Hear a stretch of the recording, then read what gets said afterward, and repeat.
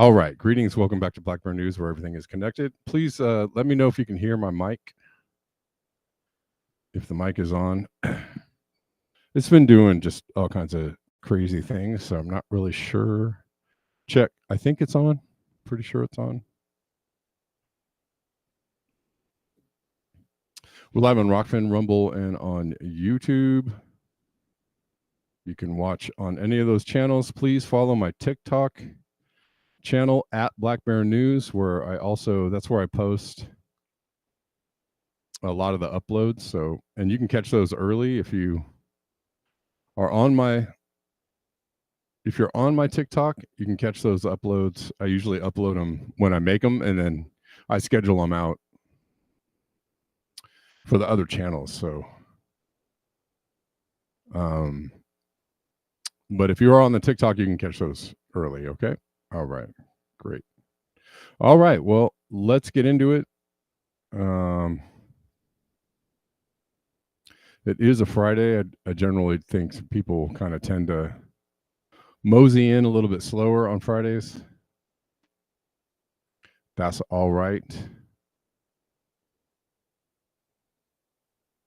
Got William on Rockfin. Okay. Well, and I think there's a delay, and I think that people generally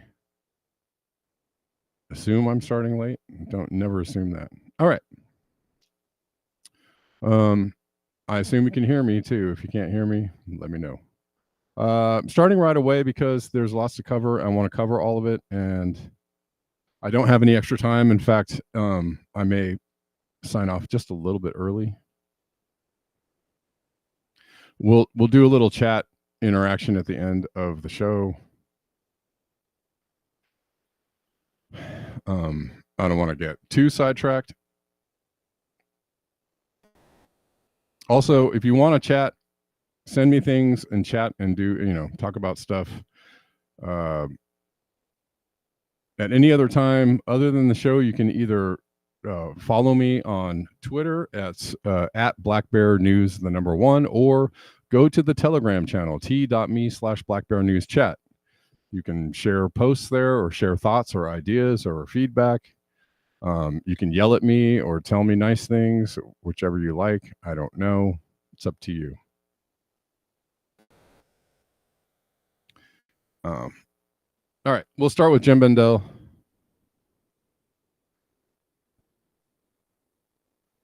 And this is kind of a all over the place post, but he says over half of global grain production depends on fertilizer made with natural gas. About $0.5 trillion USD is paid to subsidize purchase of that fossil fuel. Ending subsidies will increase food prices, and that will only be acceptable with major wealth redistribution. Yeah, that's kind of the conundrum we're in. Is that, well, it's not just, but food is a big one. It's not just fertilizer for food. I mean, not just the fertilizer. It's the actual production of the food takes fossil fuels. Processing of the food, the packaging of the food, the shipping of the food, the getting of the food, all of it. The consuming of the food, the picking up of the waste after you have consumed the food. All of this depends on fossil fuels. If you end the subsidies for fossil fuels, everything. Actually, if you end the subsidies for fossil fuels, the economy collapses like boom, like a Jenga tower, probably in a couple of days. We live, as far as that goes, we live in a highly socialized state. Subsidies for corporations and free market capitalism for the average folks. But ending subsidies right now would be bad. And as he said, the only way to combat that is major wealth redistribution. So there's going to be a time when they can't subsidize anymore. And I actually totally agree with him. Major wealth redistribution needs to happen. There needs to be a maximum wage. There needs to be, go back to the 90% wealth tax on extreme wealth.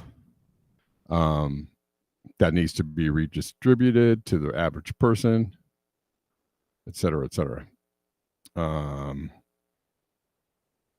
Because without that, I don't know how we survive. However, even with the subsidies continuing, we will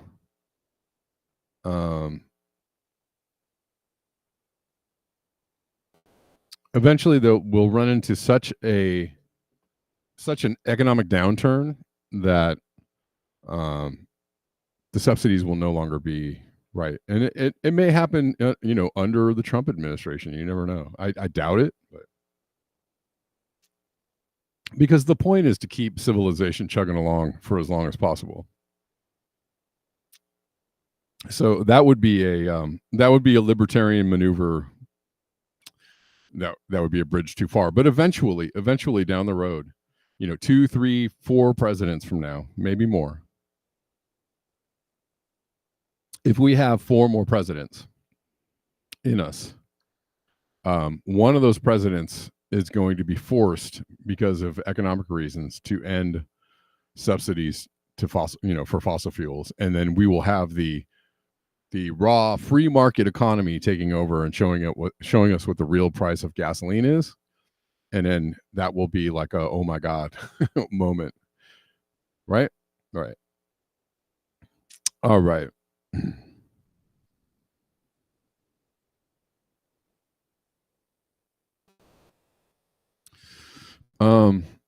Yes, and Joseph, what you're saying, yeah, as far as electric vehicles, they are heavily subsidized from the government, right, to get them out on the road, because they're trying to switch everybody else over.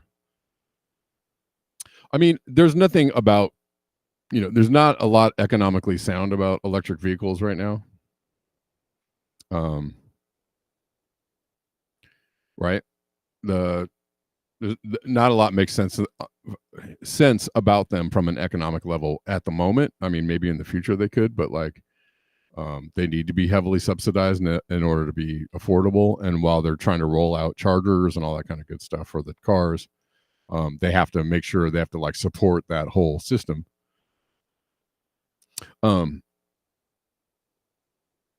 Yeah.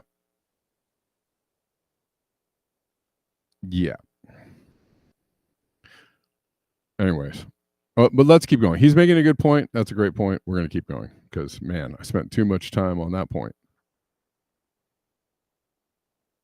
He was actually, well, hold on. I guess I'm going to spend 2 more minutes because he was actually replying to himself. Why can't I see this? He's replying to himself about something else. And I can't get to it. Hold on. That also was a good point. No, where was it? I don't know.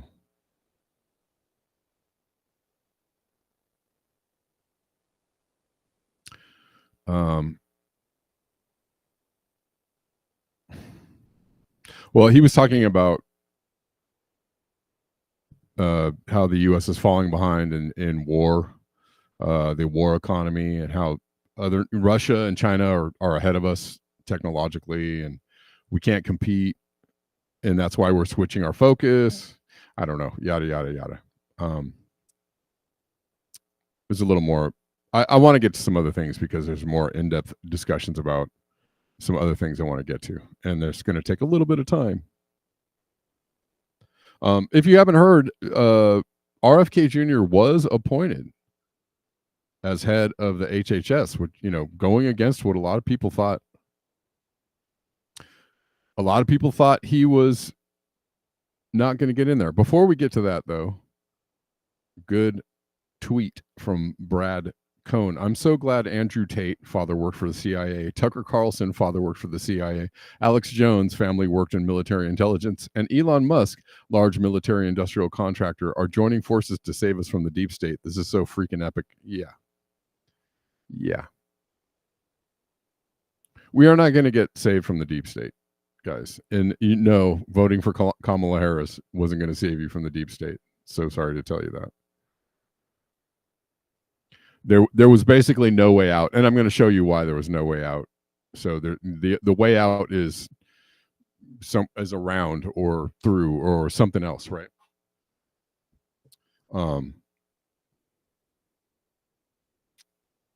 So I don't know. The argument about being mad about Trump winning is just kind of a moot point.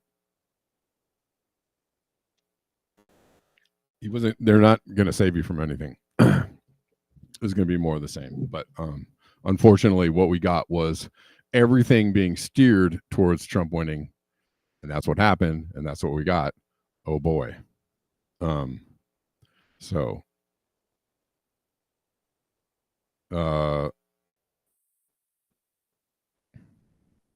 the deep state is alive and well, but there's glimmers, possible glimmers, if not just if these are not just shards of glass in your eye. I don't know.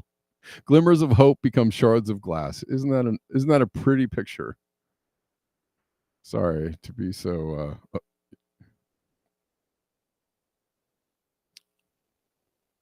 anyways, so RFK Jr. was actually nominated for head of HHS, going against what a lot of people thought wasn't going to happen. And also, some other people have said he won't get past the vetting aspect of, right? He won't make it through. And maybe that's true.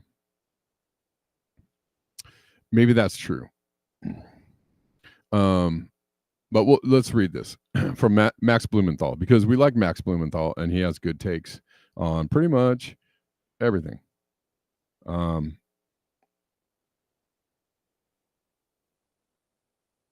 I do not believe RFK Jr. would have ever gained national celebrity and been able to launch a national campaign that vaulted him to the heights of Trump world had the science trademark that informed the COVID response proven even remotely correct. Right. Okay, we know all about that. If the mRNA vaccine had not failed on every stated promise, had the CDC and WHO not changed the very definition of vaccine to accommodate its failure to prevent transmission or infection, had countless working class Americans not lost their jobs for refusing to take the jab, while others were forcibly injected in order to keep their livelihoods, sometimes suffering injury as well. As a result, had mainstream news hosts and politicians, including Joe Biden, not proposed isolating the unvaccinated from society, preventing them from traveling, and even from buying food in markets, had the lockdowns not set a generation of children across all social strata back years in their education, while doing nothing to stop the spread, had once vibrant city centers not transformed to terrifying zombie scenes, shattering countless small businesses, while we were assured by Fauci that it would take just another week or two to flatten the curve, had a dystopian state censorship regime not consolidated its hold over social media platforms, disappearing dissenters from our digital commons, those who protested in the streets were often beaten and arrested. Had none of this occurred, RFK Jr. would be comfortably ensconced in his home in West LA, still loyal to the Democratic Party, a welcome presence in the world of affluent liberals, and nowhere near the political celebrity he is today. But all this happened and worse. Americans were lied to and abused on a massive scale, and RFK was one of the first to tap into the public's anger.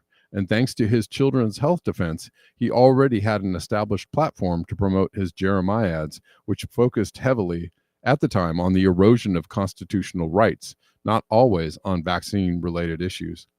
Though the COVID event was hardly even discussed during the 2024 presidential campaign, which is interesting, right? Crickets. Largely because the corporate media that got almost everything wrong wanted the issue to disappear. Almost everything. Let's say everything, 100% wrong, all the way around. We can go 100% on that. It loomed like a heavy cloud. RFK's presence as a Trump surrogate enabled 47 to channel the simmering anger, giving rise to the Make America Healthy Again movement, which became a magnet for alt-media-oriented independent voters. Now RFK stands to take over a gargantuan federal agency that has the bigger budget than the military Y'all. COVID doesn't care about RFK or Fauci. I mean, it doesn't because it's not real. It's not a thing. Okay, I'm being slightly facetious, but it's too big of a rabbit hole to go down right now. I'm kidding, by the way.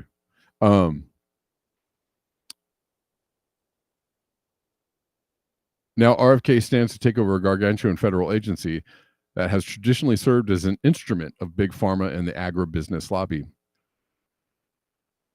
Any lies detected there, y'all? And which is currently led by a Democrat political operative with no medical or scientific background. Currently led by a Democrat political operative with no medical or scientific background. And this is what they're throwing at RFK Jr.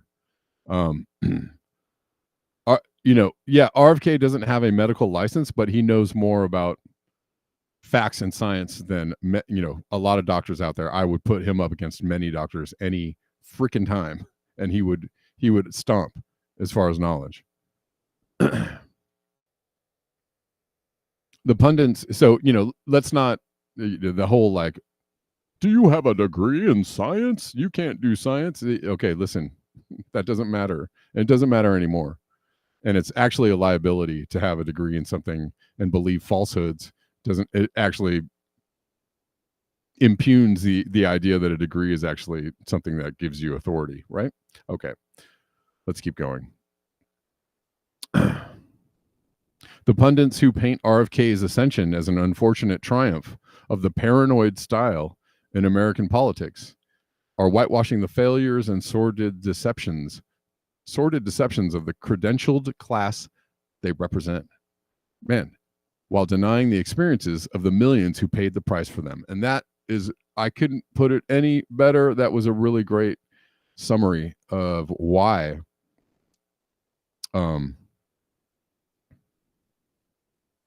that's an interesting thought, Jay. Yes, that is an interesting thought.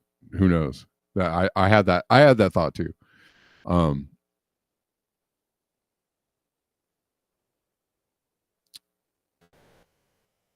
Anyways, well said by Max Blumenthal.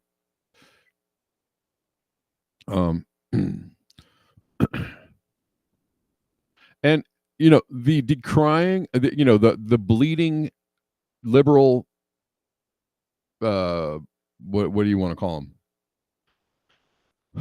The bleating sheep-like liberal cries of, oh my God, he's a crazy person and he doesn't know what he's talking about and he's crazy. And he's, oh my God, he's not even a doctor. Like all that, screaming from the mountaintop of mainstream media by all the liberals about RFK Jr. being, these are the people that are trying to protect the lies that they are, actually, they're not, yes, what he pointed out was true. They didn't talk about it because they were wrong. And they didn't talk about it during the election campaign because they were proven over and over again, wrong. And even Trump, wrong, right? Trump is still promoting the vaccines. Wrong. So nobody wants to point out that they were, everything was wrong.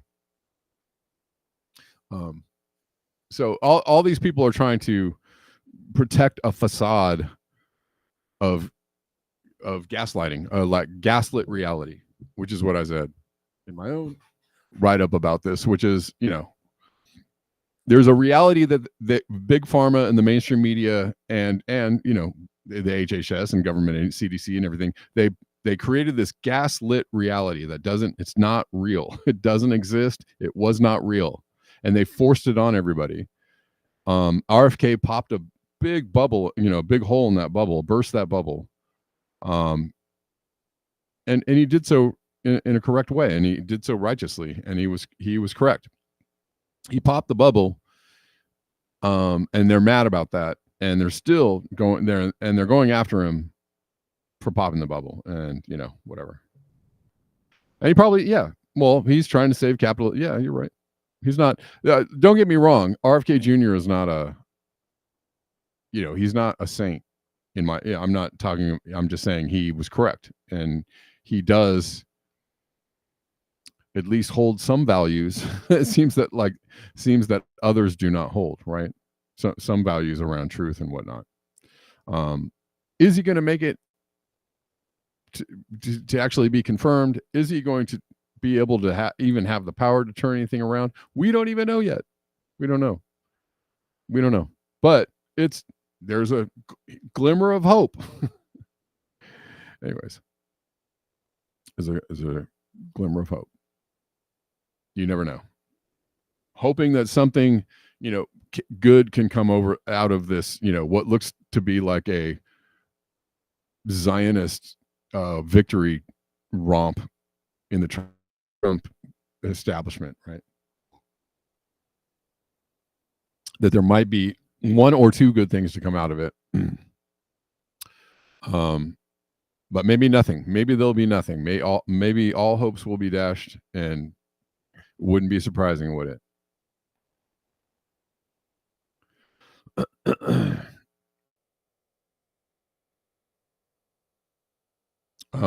Okay, I'm going to keep going because I'm trying to cover way too many things. Let's see. Today I have many links, and I'm already moving too slow. Let's see. RFK Jr. says there will be COVID trials.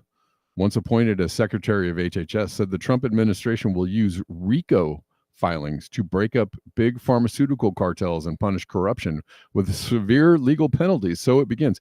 And this is, this would be, if there was a possibility that this could happen, this would be wildly popular, and wildly supported by the masses, just so you know. The only people that would oppose this are people who are brainwashed sheep. And if you're one of those brainwashed sheep, sorry. I'm not trying to offend you, but you're brainwashed sheep. But I don't know what to say. Like, wake up, get some evidence, get some data, get some knowledge, get some learning, and then, come to the table with a little bit more of a well-rounded. Anyways, whatever.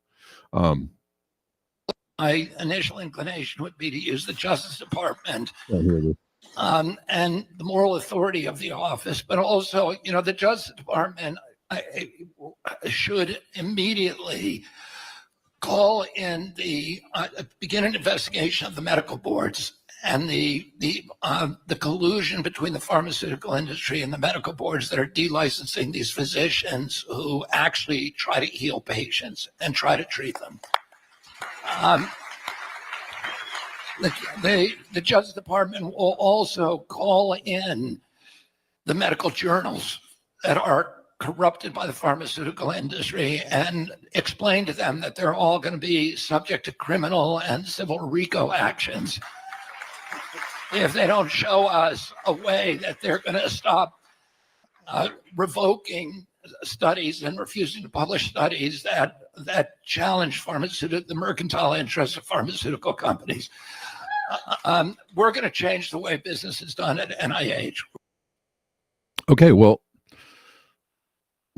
there's a long way before that anything like that can happen. And imagine the deep state pushback imagine the big pharma pushback against something like that. Imagine the moneyed interests that would be lined up to oppose something like that. We're talking about something that's just a big push. That is a massive push. And if he can do that, or even try, or he's just saying he could do that. If he could even try to do that, I would applaud that move. Again, very little in the way of hope. There's a lot of skepticism on my part around this, and even the Tulsi Gabbard. I talked about the Tulsi Gabbard appointment yesterday. There's a lot of pushback on the Tulsi Gabbard appointment. There's a lot of skepticism around what she even stands for. Now, I don't know. We'll talk about that a little more. We'll talk about that too. Matt Gaetz. You like Matt Gaetz, the truth? The sewer in our government is getting flushed. I mean, let's hope. Let's hope.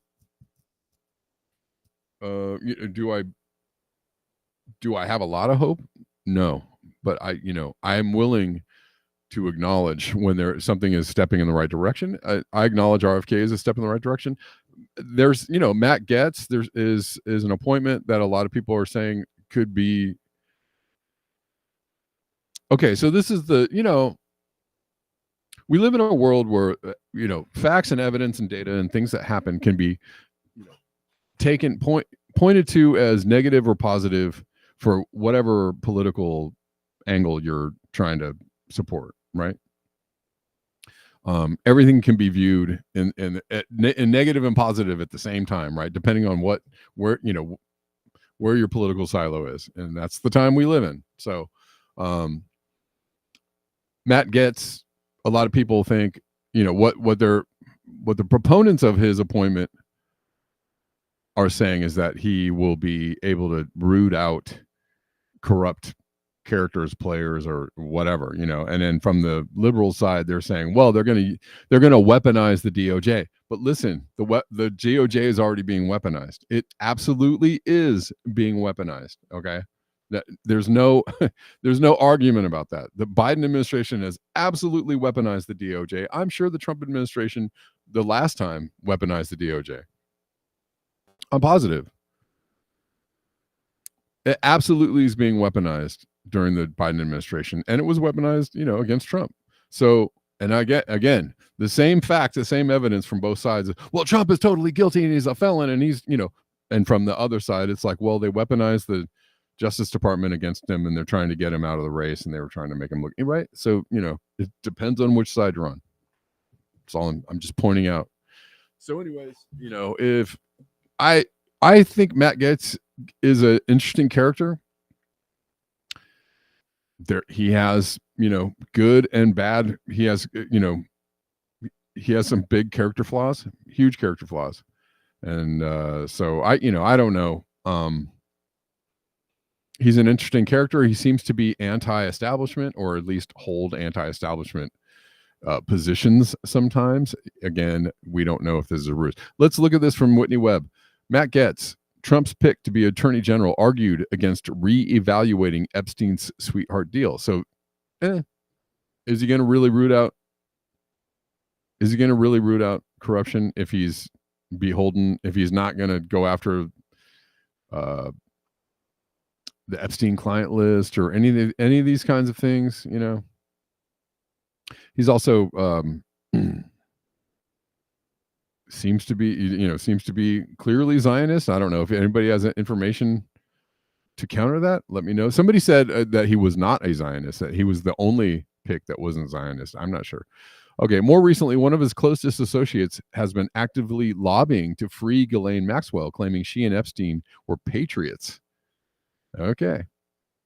He said, re-examining Acosta's handling of Epstein's case, which came under increased scrutiny after the Herald's 3-part series Perversion of Justice, sets a dangerous precedent for prosecutors. Okay. Chuck Johnson is close to Getz. Getz even invited him as a guest to State of the Union. Johnson is also close to Peter Thiel.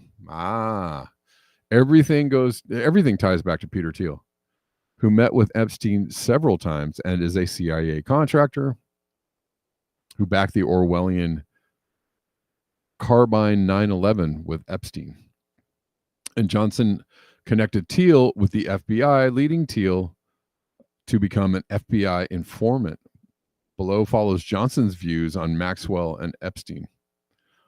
Johnson, an alt-right personality, is reportedly the co-founder of Clearview AI. That's not good. The Thiel-backed venture that scrapped Facebook and other sites for all your pictures. Scraped Facebook and other sites for all your pictures to make one of the biggest facial recognition databases in the world. The company openly brags about IDing Trump supporters present at the Capitol on January 6, 2021 for law enforcement, leading to rioter arrests. Gates' wife in the picture above is a sister of Palmer Luckey, another Thiel protege who is building the Orwellian surveillance system, i.e. the virtual border wall on the U.S.-Mexico border, as well as the DoD's Project Maven and semi and fully autonomous AI weapons. Good God. With a Thiel-connected VP and Trump's own son now working for a Thiel-linked VC firm, the influential Thiel, who built the company with the CIA that profiles Americans and decides if they might be domestic terrorists or not, on the new iteration of the Trump administration should be deeply scrutinized. All right. So, all of these things that look, and again, the overarching theme is that a Trump presidency represents, freedom from government overreach and more constitutional liberties and freedom from more, regulation and stuff like that. But there is a deep nefarious lining to almost everything that's going on. So be very aware, be very, very skeptical about anything. I'm pointing out some of the things that I think that might be good, but I'm doing this all with a very, very healthy dose of skepticism. All right.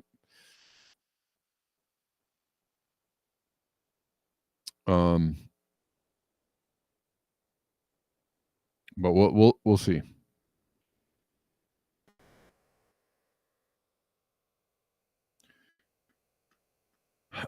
And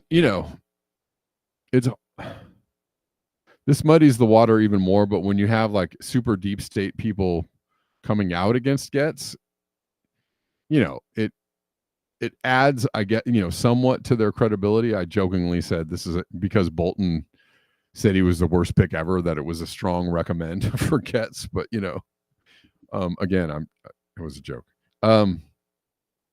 Breaking John Bolton calls Trump's nomination of Matt Getz the worst nomination for cabinet position in American history. He is mad, and his mustache is very mad too. Look at how mad his mustache is. Woo. Mean Mr. Mustard. Bolton is losing his mind over Getz. Well, I thought it was the worst cabinet level appointment in history until they then heard about the Matt Gaetz appointment. Really, my reaction was that this is like the legend of Caligula, the Roman emperor, who wanted to nominate his horse as a Roman consul. You had to be a Roman senator at the time to be a consul, and it was intended to show how demeaned and degraded the Roman Senate had become. All right. I'm going to cut that short because I need to keep moving. I have many more links.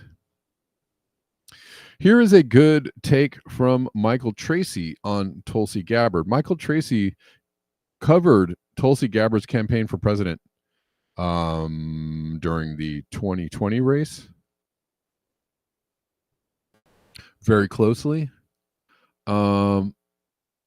He was a big supporter of Tulsi Gabbard. And here is his critique of Tulsi Gabbard being the DNI, new nominee for DNI.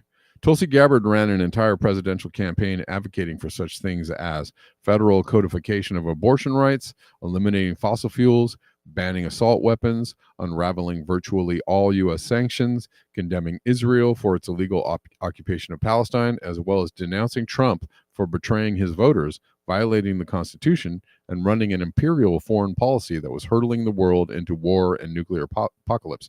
This is all true. This is her position at one time.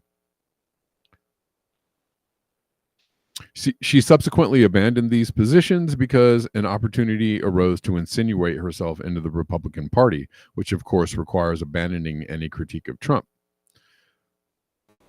This was to be accomplished by a steadfast campaign of aggressive memory holing, along with throwing a bunch of culture war red meat to Republican voters, a tactic she also used to ridicule.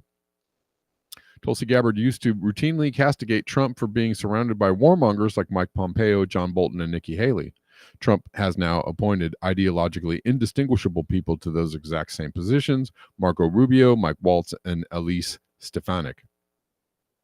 But her earlier critique will, of course, need to vanish because making an honest critique is no longer compatible with her pursuit of power. People keep telling me she changed her mind, not to be vain, but I did cover her more closely than literally anyone else in the United States. If she has changed her mind and, for instance, no longer believes that Donald Trump facilitated genocide in his first term by arming the Saudi pulverization of Yemen, she should explain why she decided to retract that position. There is zero indication that Trump intends to adjust his policy towards Saudi Arabia in the slightest. If anything, he's pledged to double down. She has proven that she no longer holds to the position she once espoused in any discernible fashion. No real through line between now and the 2020 campaign can be reliably traced. In the 2022 midterm, she bizarrely went around endorsing candidates like Chuck Grassley, Don Bolduc, and Herschel Walker, who had absolutely nothing to do with the positions she espoused 2 years prior. By this point, she'd become a paid Fox News contributor, which is the surest way to eventually join a Trump administration. In short, she decided to overturn her prior stated convictions in pursuit of power. I consider that crass, unprincipled opportunism, not just randomly changing her mind. Which is,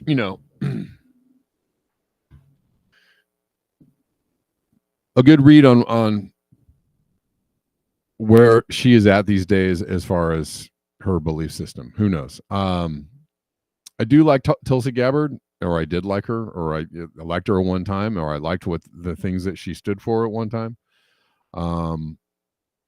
I don't know if she still has any of those convictions as DNI. She also is a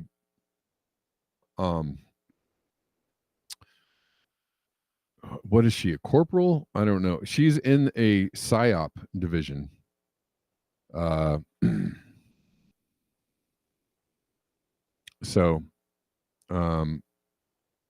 And for all intents and purposes, it seems like the Trump campaign has been built on a lot of psyoping, like the Truth, alt media, right, freedom movement crowd into, right, voting for Trump, right, into, change. It's hope and change. It's basically hope and change from the right. Again, they won because they did it better than the Democrats, or the Democrats didn't care about losing, maybe a little of both. Obviously, the Democrats did not help their situation. This is where we are now. But it seemed like they were basically psyoping and or co-opting the freedom, liberty, libertarian movement into the Trump campaign, obviously. And this is, right along with Elon Musk, buying X and as a free speech campaign. Peter Thiel owns Rumble, a supposed free speech platform. And it is. There is more free speech on Rumble and Twitter than on other platforms. This we can be thankful for now, until, it's free speech until when? Until what point? Until what moment? Anyways.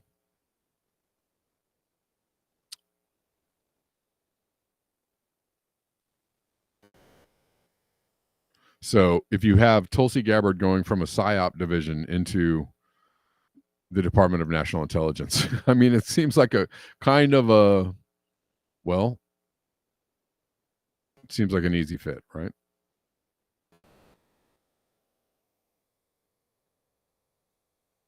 All right, good read from Michael Tracy.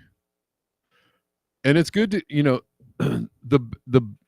a really good way to look at all of this too is to take in all the information that you could possibly take in from all sides, basically, right? Here's data and evidence from a particular viewpoint over here, data and evidence from a particular viewpoint over here. We know I think the best thing to do is be skeptical of the uniparty. You can take a basic stance on being skeptical of the uniparty, skeptical of the deep state, which controls the uniparty, skeptical of you know, the military industrial complex / APAC / the intelligence community, which are all, they all make up, you know, the building blocks of the deep state, and they all kind of direct where the uniparty goes. So Democrat, Republican, you're voting for the same thing. You're voting for the same thing. So, you know, don't shoot the messenger, by the way. I just meant to say that. I don't know who needs to hear this, or maybe somebody needed to hear this like 2 weeks ago. Don't shoot the messenger. I'm just telling you what's happening. I know a few people I think were mad, you know, are upset at me or something. I don't know, about whatever the hell, about calling things the way they are, about, you know, accurately predicting the way things are going to go. I don't know why you would be mad at me about that. You know, being mad that I told you that Trump was going to win. He was going to win. That's what everybody want. You know, that's what the deep state wanted. That's what this whole teal Elon Musk conglomerate wanted. That's, you know, that's what everybody got, and that's the direction it was going, and that's what happened. And the Democrats played their part by being terrible, and unfortunately got a whole people like wrapped up in the whole idea that, like, oh my God, if Trump wins, it's going to be a, you know, 2020 Project 2025 and the heritage, you know, sure, but like, you got people wrapped up in something that was not, you know, an inevitable anyway. So it's a good time to not get too wrapped up into the emotional, like, meltdown aspect of it, and just look at things from a clinical standpoint and try and like take a step back and figure out what, you know, what you can do on a daily basis to, you know, to help yourself make your life better, get yourself more independent from all of this that's happening. Never shoot the messenger. Thank them. Thank you, Saliba. Thank you. I am just a messenger. I am just a journalist. I am just viewing things and, you know, trying to depict, you know, in the greatest possible way what is true and correct, or what I feel like is the, you know, a clear view of it. But, you know, and, you know, I also am allowing myself to change my viewpoint based on new information. I think everybody should do that. I think everybody should do that. Anyways.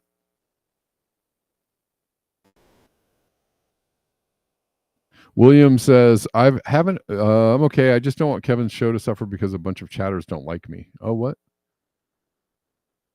You're good, Joseph. I don't know. No, man, you're good. You're all right, brother.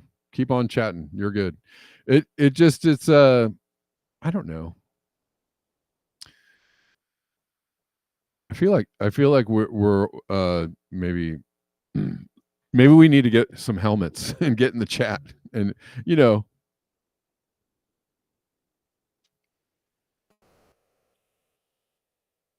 Musk talked to the Iranian ambassador, and yeah, right, Gene Whitworth. Yep. Yeah, you're good. You're good, Joseph. You're all good. Everybody in the chats is good. You know, even if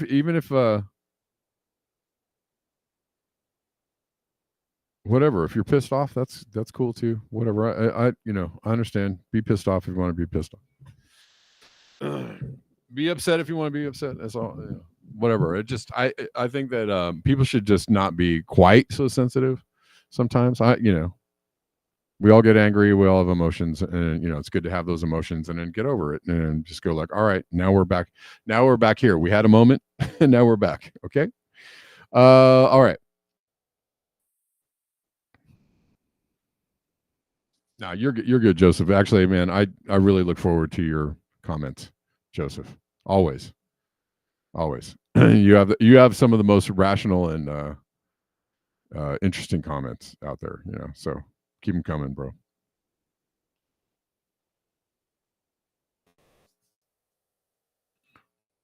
Trump said he wished Iran well, but said they can't have nukes. Well, isn't that the same stance we've had since Obama? Is that any different? You miss the guys on Call-In? I do too. I miss Call-In.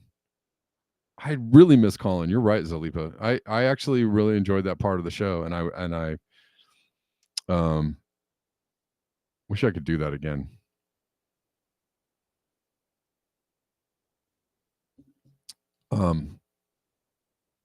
But people get emotional. I understand. There are people that are emotional about Trump winning. There are people that are emotional about Trump winning. They're very scared. They're very, frightened of the future. They're very, they're very angry, at whatever, angry for various reasons. Okay. I totally get it.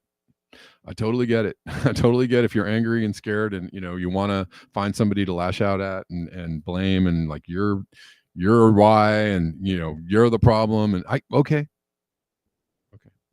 I get it. Again, don't shoot the messenger. Don't be mad at the messenger. Be mad at the people that are fucking you over. Like, always remember that. Punch up. Punch up, punch up, punch up.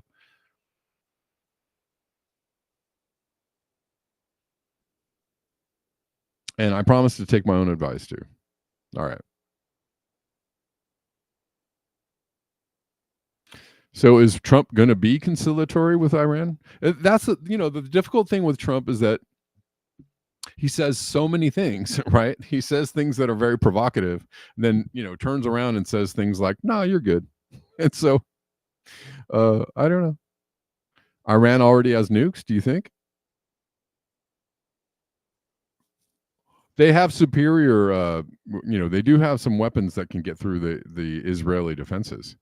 Last time they hit Israel, they actually got through their defenses, and Israel was like, "Oh, crap, we didn't know you could do that. We thought we could, you're pushovers."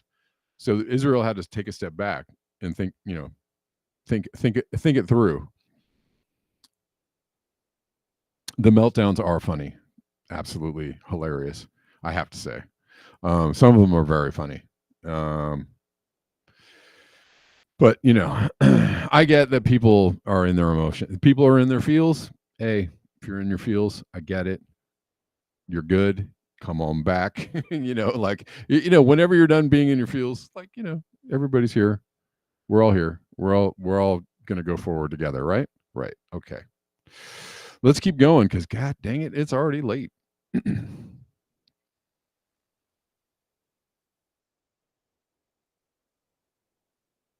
All right. Here are a few reasons why. Oh, Jesus.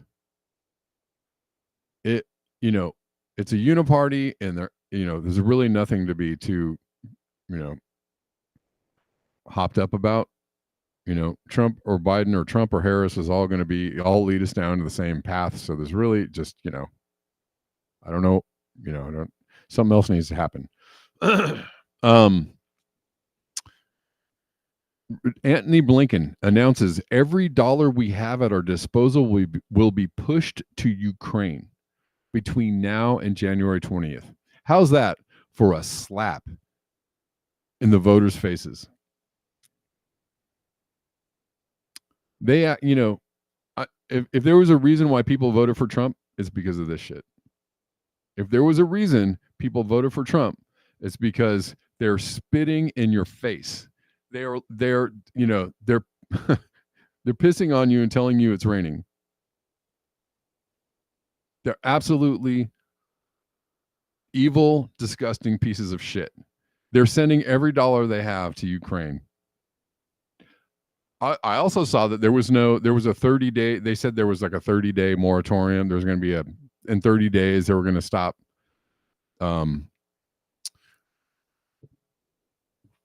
sending aid to Israel. They were going to assess what they were doing and blah, blah, blah.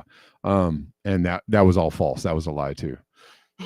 So these are craven jerks and, making room for craven jerks to take over. Anyways, Glenn Greenwald says, voters, I'm angry that we can't buy food, have no health insurance. Our communities are crumbling. Our neighbors are dying of overdose. We can't afford prescriptions, and we have no jobs that pay a living wage. And the Biden administration is saying every dollar we have, we're going to push to Ukraine. Because we need to get every last every last cent of money laundering out of the way before we leave. We need to grab every dollar we can. So we're going to send it to Ukraine so that it can be, sent back to wherever it's going to go, and 10% for the big guy, right?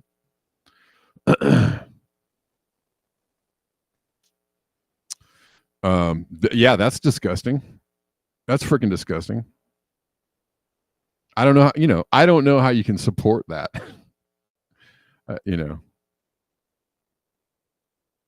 How anybody could support that or vote for that. I don't understand. Here's another same story. Professor Zenkis, 27% of Americans, and that is a huge number. Almost 30% of Americans skip meals because they can't afford groceries. 30% of Americans are food insecure. 30% of Americans are missing meals because they can't afford groceries. That is a lot of people. If you don't ever fix your mouth to tell me the economy is fine or it's growing and unemployment's down and it's great, like when you say that and people are skipping meals because they can't afford groceries, and I see people at the grocery store looking very nervous and very tense because they're at the store and they're like, Jesus fucking Christ. Like, here I am, and I'm trying to buy stuff to feed myself, and I don't know what I can afford, and I've got like $20 in my bank account.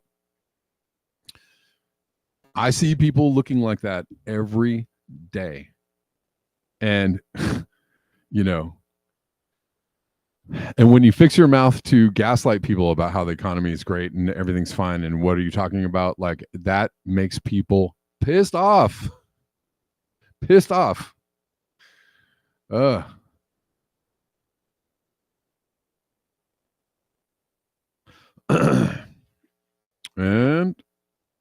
look at this.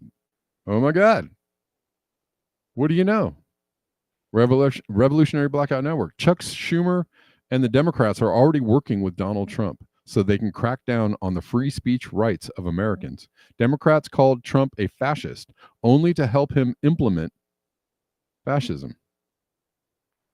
Exactly. This is exactly what it is. Schumer moves to add Anti-Semitism Awareness Act to the 2025 defense bill. He put forth the bill as an amendment in negotiations with congressional leaders. If successful, the legislation is on the fast track to passage. Chucky the Shoe, Chuck the Shoom.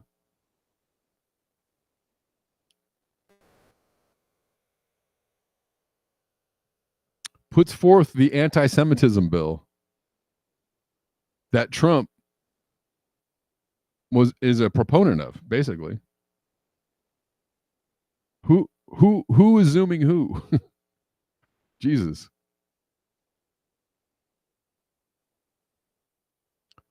More on Trump and his wanting to crack down on the quote unquote anti-Semitism, which is not actually a thing. Sorry. Because this Patrick Henningsen just tells you why it's not a thing. This will backfire on Trump so badly. Here, let's watch what he has to say. And defend our Jewish citizens in America. My first week back in the Oval Office, my administration will inform every college president that if you do not end anti-Semitic propaganda, they will lose their accreditation and federal taxpayer. What the hell? Support. What the actual hell? Okay.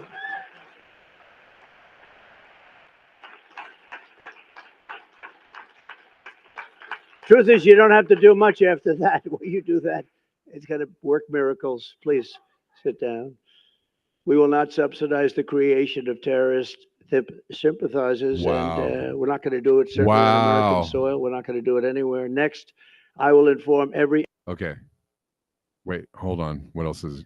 Hold on. Educational institution in our land that if they permit violence, harassment, or threats against Jewish students, the schools will be held accountable for violations of the civil rights law. Very important. Well, so hold on, guys. Hold on 1 second. He's talking about colleges, but what are we all talking about? What are we on right now? We're on social media. Is this going to extend to social media? You can only assume yes. Again, ain't no difference. Chuck Schumer putting the the anti-Semitism bill forward. So, okay. This is the AIPAC Uniparty, okay? AIPAC Uniparty, that's all I gotta know. All right, let's read this. It's getting late, guys. I'm sorry. I'm not gonna get to everything. Probably. Real Donald Trump. My first week back in Oval Office, my administration will inform every college president that if you do not end anti-Semitic propaganda, they will lose their accreditation and federal taxpayer support. This will backfire on Trump. There will be blowback. People will be pissed if you do stuff like this. If you crack down on, people are mad about what is going on in Gaza. It is not anti-Semitism. It is being concerned with the well-being of humans and human rights. That's what it is. That's all it is. It is not anti-Semitism. Let's read this post. Firstly, using the federal government to enforce a completely fake definition of anti-Semitism to close down higher education institutions, deny access to education based on political beliefs is against the First Amendment of the U.S. Constitution. If I have to point this out, then you need to reread it ASAP. Second,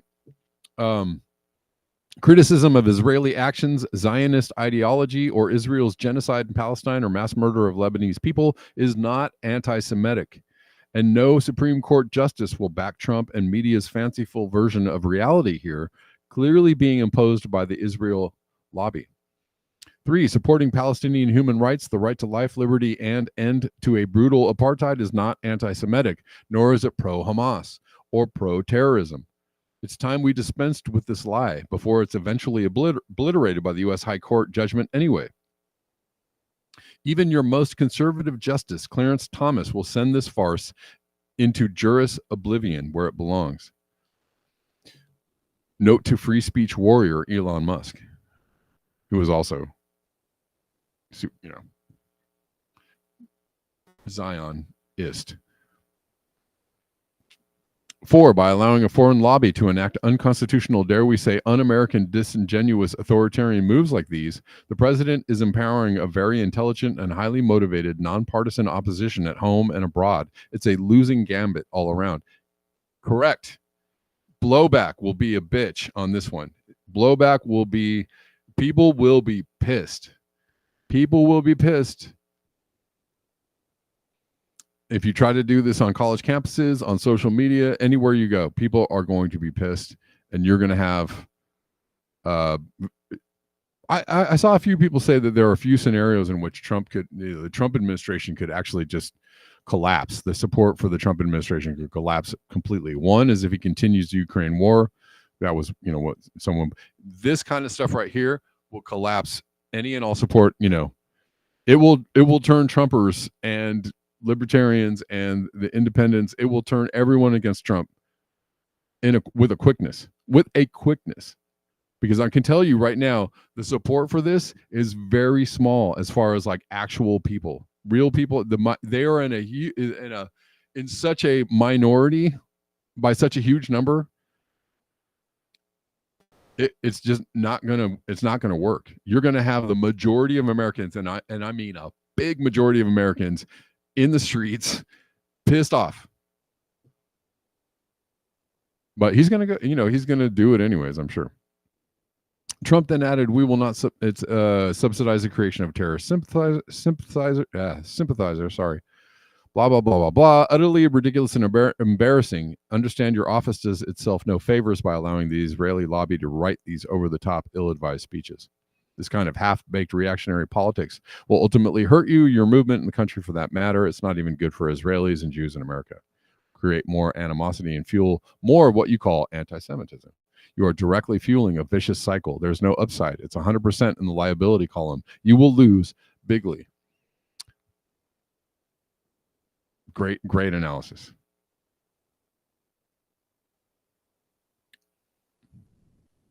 All right, I'm trying to get through the end of this. I don't know if I'm going to have much time for some chats. I really have to oh, by the way, if you want to support the show, guys, sorry, I almost forgot. If you want to support the show, there are lots of links with which to support the show. I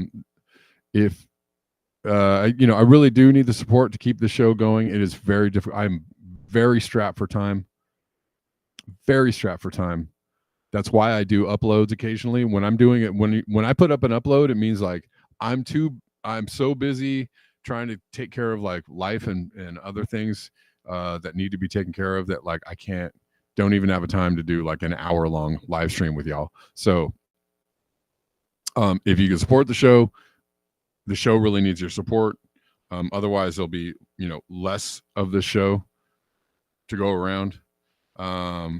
Anyways, many of you do support the show and you know who you are, and I appreciate you.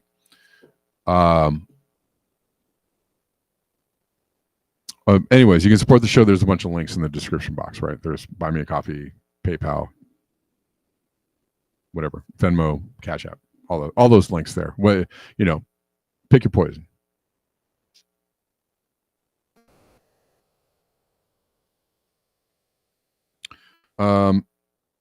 Joe Biden and Kamala Harris will leave office in January with the minimum wage federally still at $7.25, which is an absolute mockery of a sham. I mean, this is just wild. But the federal minimum wage is $7.25. Most states are way above this. California is up to like 16 something, and I think they're talking about raising it. They actually just had a bill up for raising it to like 18. But I mean, for crying out loud, living in Los Angeles actually requires about a $30 minimum wage right now, with rents and inflation. Like if you're not making $30, you're scrambling. Anyways.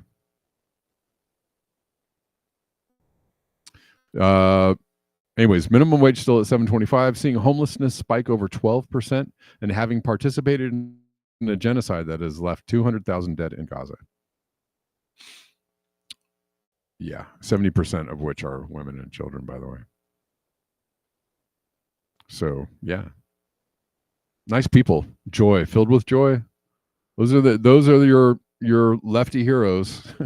Those are your treating people with dignity party. That's your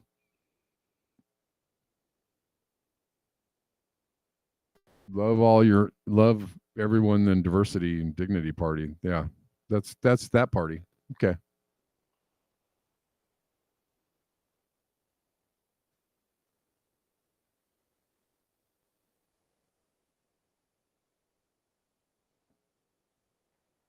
The truth. That is the truth. Our deep state. Yep. Absolutely the truth. Okay, so real quick, Israel is bombing right next to Beirut's international airport as planes full of civilians prepare to take off. Imagine the global uproar if such a scene took place in Ukraine. But since it's happening in Lebanon, no one bats an eyelash. I mean, as with extreme, weather events around the world, I could literally just do every single show every single day of extreme weather events happening like around the world. I could do a show every single day, all day long, of videos and footage coming out of Israel or out of Gaza and Lebanon, of them bombing innocent people to smithereens. I could just do that all day long. I'm not going to do that. But this is what's happening because it's all day long, every day, all day long. But, freedom and joy and diversity and stuff. Okay, lastly, we're going to end on this one. And I love this clip because Mike Tyson is an existential master. This is not what I wanted. Where are we at? Why am I getting this? That's weird. Hold on. I don't know what this is. Oh, I know what happened.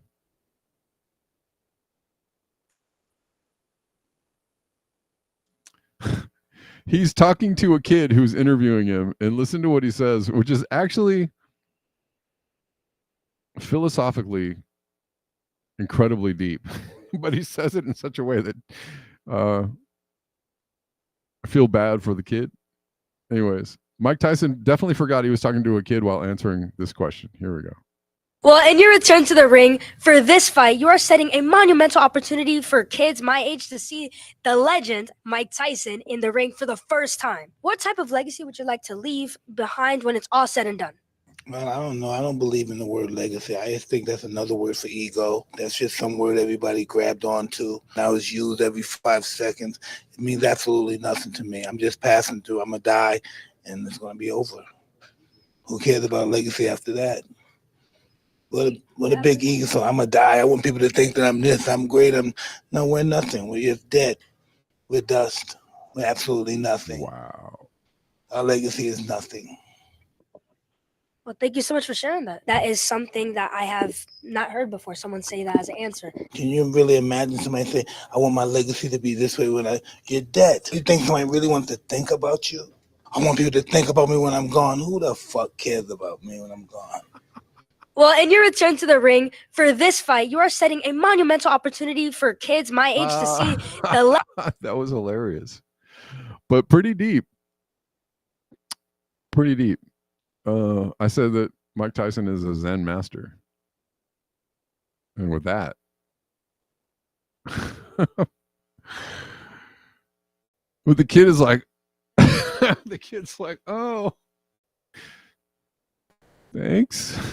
She's like, I never heard anything quite like that before. Anyways.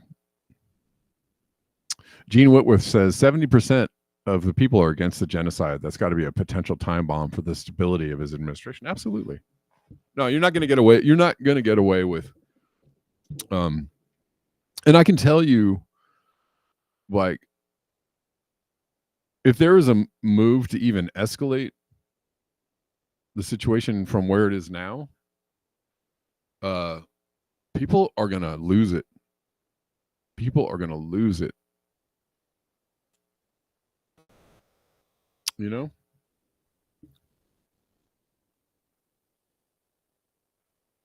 Yeah, that is a cute kid. Sad Iron Mike. It's kind of funny though. I mean, you are dead.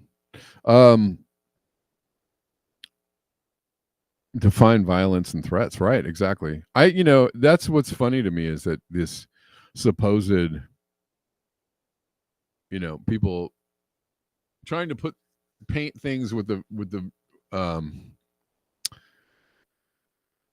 brush of violence and or terrorism or threats or whatever like that, and it's like, but your whole everything that you're doing is violence and threats and terrorism.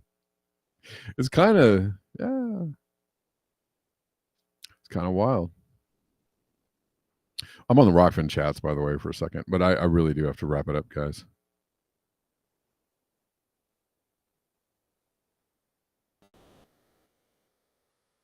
And the thing to know too about an escalation with like Iran, you're kind of inviting, Russia and China to jump in on the side of Iran. You got to tread lightly in that theater. Yeah, Bill, what's up, man? Hey, Bill, come on back to the Substack. I mean, not Substack. Come on back to the Telegram chat. Yeah. It's all good. You left. I don't know. I was trying to talk to you. It was a while ago. But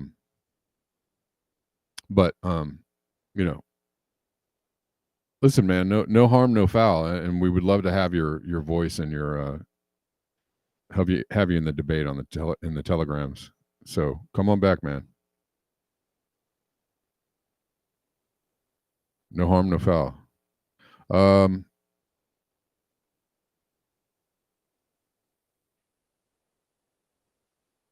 right, guys, I do have to wrap it up. Thanks for watching. Thanks for being here. I do appreciate you.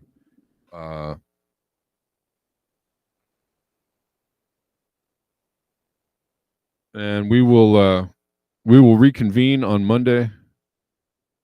Everyone enjoy your weekend.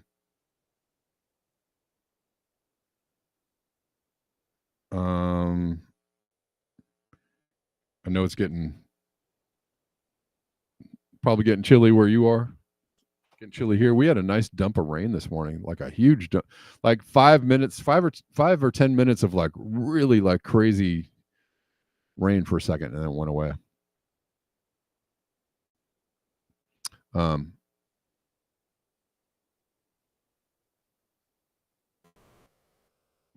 The truth says, hopefully Trump can negotiate a ceasefire securing the release of the hostages. Well, maybe he will. That's, it's hard to know what way it's going to go. He may be able to get in there and just talk and, do some diplomacy. I don't know. Maybe. And let's hope that is the case. Let's hope it's not an escalatory situation. And, let's hope it's that there can be some kind of resolution. I don't know. If that is the case, that I would be the first to applaud. I would be the first to say, good job. Do that. Do more of that. I don't know that that's where it's going to go. I don't have a lot of faith or hope. I hope that's where it's going to go. I support that kind of movement politically, if that's what he's going to do. It doesn't really look that way since AIPAC is pulling the puppet strings, but we'll see. All right, guys. Thanks so much. Appreciate you. And until next time, peace.